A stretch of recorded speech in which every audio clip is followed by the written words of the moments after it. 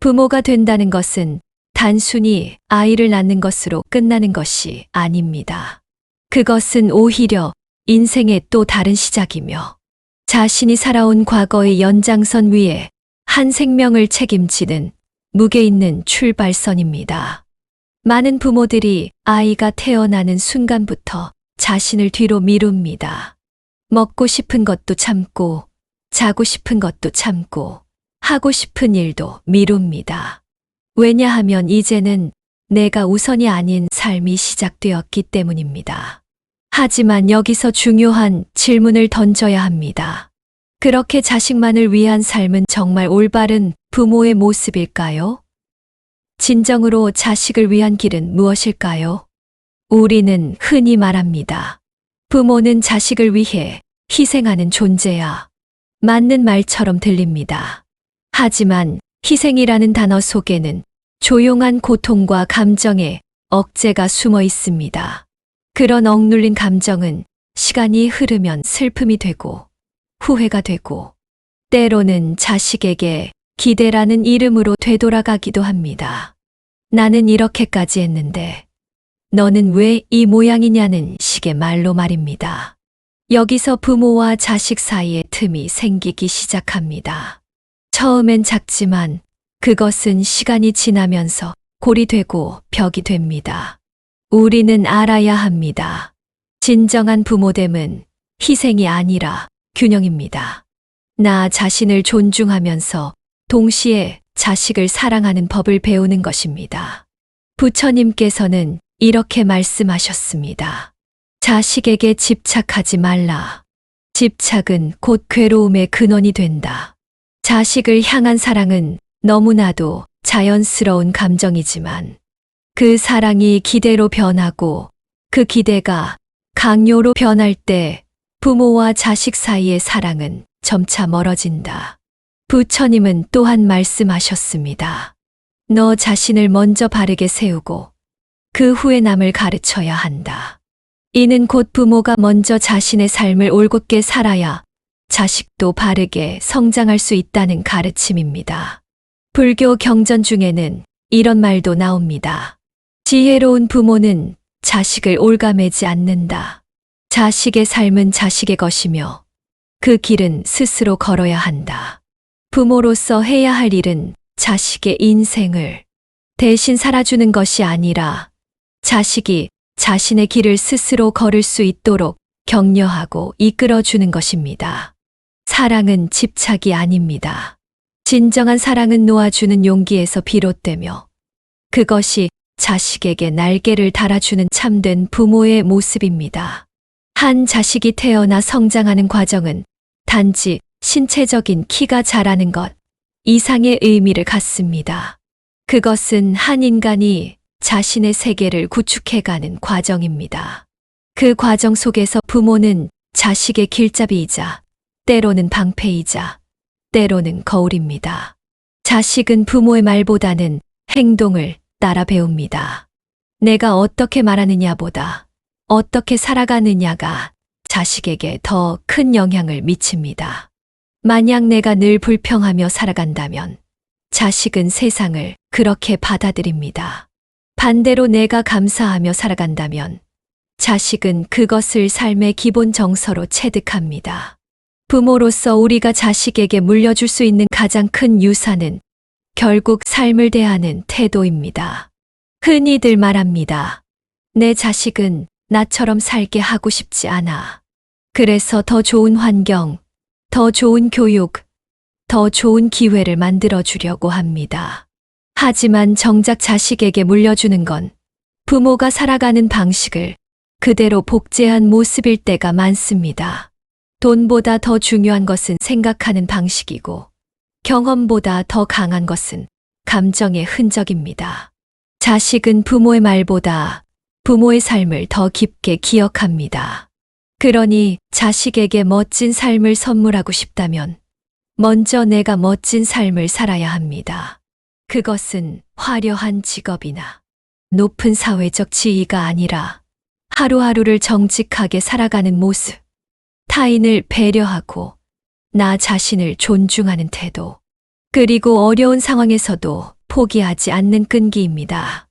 자식 교육에서 가장 먼저 점검해야 할 것은 내가 어떤 사람인가입니다. 나는 자식 앞에서 부끄럽지 않은가? 나는 자식에게 존경받을 수 있는 어른인가? 나는 자식에게 신뢰를 줄 수 있는 사람인가? 이 질문에 대한 정직한 대답이야말로 진짜 교육의 시작점입니다. 우리는 종종 자식을 바꾸려 애쓰지만 진짜 변화는 나로부터 시작됩니다. 부모가 먼저 변하면 자식은 따라옵니다. 부모가 무너져 있으면 자식은 그 위에 아무것도 세울 수 없습니다. 반대로 부모가 단단하게 중심을 잡고 있으면 자식은 어떤 상황 속에서도 흔들리지 않는 삶을 살아갈 수 있습니다. 누구나 부모가 처음입니다. 아무리 많은 책을 읽어도, 아무리 조언을 들어도 내 자식과 나의 상황은 언제나 처음 마주하는 미지의 세계입니다. 그래서 더 어렵고, 그래서 더 불안합니다. 그럴수록 중요한 건 완벽한 부모가 되려는 게 아니라 진심 어린 부모가 되는 것입니다. 실수해도 좋습니다. 다만 그 실수를 인정하고 자식에게 사과할 줄 아는 용기가 필요합니다. 자식도 알고 있습니다. 엄마 아빠가 완벽하지 않다는 걸. 하지만 자식은 완벽한 부모보다 진심이 느껴지는 부모를 더 믿습니다. 예전에는 자식이 어른을 따라 배운다고 했습니다. 하지만 요즘은 어른이 자식을 따라가야 한다는 말이 나올 정도로 세상이 빠르게 변하고 있습니다. 변화의 속도에 적응하지 못하는 부모는 자식과의 대화에서조차 소외감을 느끼곤 하죠. 그런데 이럴 때 필요한 것은 억지로 자식의 세계를 따라가려는 것이 아닙니다. 오히려 부모로서 내가 어떤 기준을 세울 수 있는가를 스스로 묻는 것이 필요합니다. 자식과의 관계는 가까워야 하지만 그렇다고 친구처럼 모든 것을 공유하겠다는 태도는 오히려 문제를 일으킬 수 있습니다. 실제로 이런 부모와 자식 간의 경계를 잘못 설정한 결과 자식이 부모를 쉽게 대하거나 책임을 부모에게 전가하는 상황이 벌어지기도 합니다. 예를 들어 어떤 부모는 자식의 자유를 존중한다며 스스로 판단하게 놔두지만 정작 그 자식이 잘못된 선택을 했을 때는 왜 나한테 말 안 했냐며 화를 냅니다. 이건 이중 메시지입니다. 부모로서의 책임을 다하려면 때론 단호할 필요도 있고 때론 냉정한 피드백을 줄 수 있어야 합니다. 사랑은 단지 부드러운 것만이 아닙니다. 올바른 방향으로 이끄는 단호함도 사랑의 한 모습입니다. 이쯤에서 오래된 우화를 하나 들려드릴게요. 중국에는 대나무 농부의 이야기가 있습니다. 이 농부는 땅을 파고 매일같이 물을 주지만 4년 동안 아무런 싹도 트지 않습니다. 하지만 5년째 되는 해, 대나무는 단 며칠 만에 수미터를 자라기 시작하죠. 이 대나무는 5년 동안 땅속 깊이 뿌리를 내리고 있었던 것입니다. 우리의 자식 교육도 이와 같습니다. 겉으로 당장 변화가 없다고 실망할 필요 없습니다. 자식은 눈에 보이지 않는 곳에서 자라고 있으며 부모의 말 한마디, 행동 하나가 뿌리가 되어 그 자식의 인생을 지탱하게 됩니다. 그러므로 자식이 당장 변화하지 않더라도 조급해하지 마세요. 오히려 꾸준히 뿌리를 내릴 수 있도록 부모는 기다려야 합니다. 때로는 침묵이 더 큰 가르침이 될 수 있고 묵묵히 지켜보는 태도가 자식에게 신뢰를 심어줄 수 있습니다. 또한 부모는 자식이 삶의 주인이라는 사실을 인정해줘야 합니다. 내가 대신 살아줄 수 없는 인생이기에 자식이 스스로 선택하고 실수하고 다시 일어설 수 있는 기회를 주는 것이야말로 진짜 교육입니다. 결국 자식을 훌륭하게 키우는 방법은 부모가 먼저 삶의 자세를 갖추는 것입니다. 자신을 사랑하는 법, 고난을 견디는 법, 타인을 배려하는 법을 몸소 보여줄 때 자식은 자연스럽게 그것을 따라 배우게 됩니다. 부모가 가르치는 것이 아니라 부모가 살아가는 방식이 바로 자식의 교과서가 되는 것입니다. 3부. 자식을 키우면서 가장 흔하게 듣는 말 중 하나가 있습니다. 바로 고기 잡아주지 말고 고기 잡는 법을 가르쳐라입니다. 이 말은 단순한 조언이 아닙니다. 자식이 인생을 살아가는 데 있어 가장 중요한 교육 철학이기도 합니다. 하지만 실제로는 많은 부모들이 이 조언을 거꾸로 실천합니다. 자식이 힘들어할까봐, 실수할까봐, 고생할까봐 부모가 먼저 나서서 모든 걸 해결해 줍니다. 밥도 대신 떠주고 숙제도 도와주고 친구 문제나 진로까지 간섭하기도 합니다. 처음엔 그게 사랑이라고 생각하지만 어느 순간부터 자식은 스스로 아무것도 하지 않으려는 존재가 되어갑니다. 왜냐하면 세상을 살아가는 방법이 아니라 누군가가 대신해주는 방식만을 배웠기 때문입니다. 이런 자식은 자라서도 어려움을 스스로 해결하기보다 늘 누군가의 도움을 기다립니다. 책임을 지는 것보다 회피하는 데 익숙해지고 실패를 극복하기보다는 실패 자체를 두려워하게 됩니다. 자식에게 절대 해주면 안 되는 것들이 있습니다. 그 중 하나가 과잉보호입니다. 부모가 모든 걸 대신해주는 순간 자식은 자신의 인생을 책임질 기회를 박탈당합니다. 마치 스스로 걸을 수 있는 자식에게 계속 안아주는 것과 같죠. 자식은 걷는 법을 잊어버리고 결국엔 넘어졌을 때 일어나는 방법도 모르게 됩니다. 또 하나, 자식에게 절대 해주면 안 되는 것은 비난입니다. 자식이 실수했을 때 그것을 탓하거나 비교하면 자식은 점점 자기 자신을 부정하게 됩니다. 특히 형제나 친구와 비교하는 것은 자식의 자존감을 크게 해칩니다. 너는 왜 형처럼 못하니? 옆집 누구는 벌써 영어학원 다닌다더라. 같은 말은 칭찬이 아니라 독입니다. 자식은 자신의 존재 자체가 부족하다고 느끼며 자라게 되고 결국 부모의 인정 없이 어떤 것도 스스로 판단하지 못하는 어른이 됩니다. 그리고 마지막으로 자식에게 절대 주지 말아야 할 것은 무조건적인 칭찬입니다. 잘하지 않았는데도 무조건 잘했다고 말하는 것은 오히려 자식에게 혼란을 줍니다. 노력하지 않아도 결과가 나온다고 착각하게 되고 실제로 사회에 나가서 비판을 마주했을 때 감당하지 못하게 됩니다. 진정한 칭찬은 과정에 대한 인정입니다. 내가 이번엔 진짜 열심히 준비했구나. 전보다 나아졌어. 잘했어.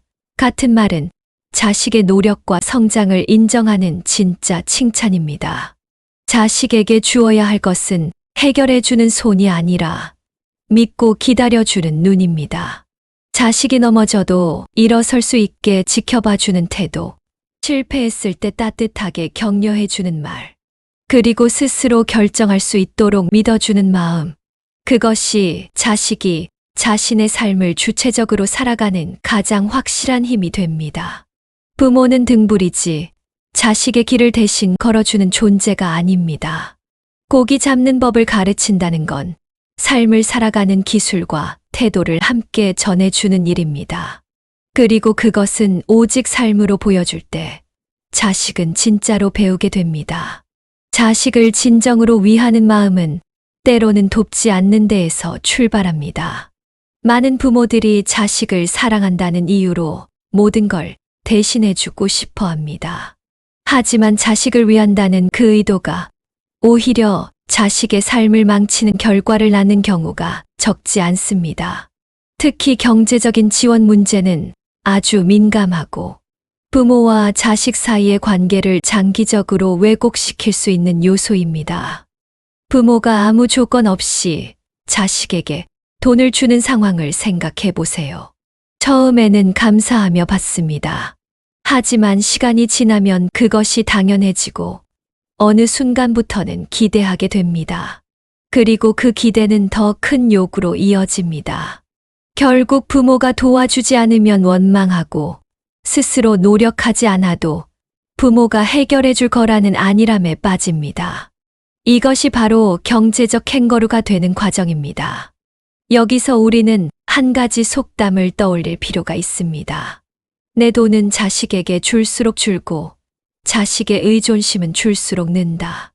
물고기를 잡아주지 말고 잡는 법을 가르치라는 말처럼 돈도 직접 주는 것보다 돈을 벌 수 있는 능력을 키워주는 방향으로 자식과의 관계를 재정립해야 합니다. 예를 들어 자식이 생활비가 필요하다면 돈을 주기 전에 먼저 질문해야 합니다. 왜 필요한지, 얼마가 필요한지, 어떻게 해결하려고 했는지를요. 그리고 가능하다면 단순한 금전적 도움보다는 자식이 자립할 수 있도록 작은 일거리나 책임감을 부여하는 방식이 더 효과적입니다. 어느 시골 어르신이 이런 말을 하셨습니다. 자식에게 돈을 줄 때는 손등 위에 올려놓고 줘라. 그래야 고마운 줄 알고 무겁게 받는다. 주머니에 슬쩍 넣어주면 당연한 줄 안다. 아주 짧은 말이지만 그 속에는 자식과 돈의 관계에 대한 깊은 통찰이 담겨 있습니다. 돈을 주는 방식에도 지혜가 필요하다는 말입니다. 부모가 자식을 위해 희생하는 건 아름다운 일이지만 그것이 습관이 되고 시스템이 되면 자식은 스스로 살아갈 힘을 잃게 됩니다. 더구나 부모가 노년에 접어들수록 경제적 여유는 줄어듭니다.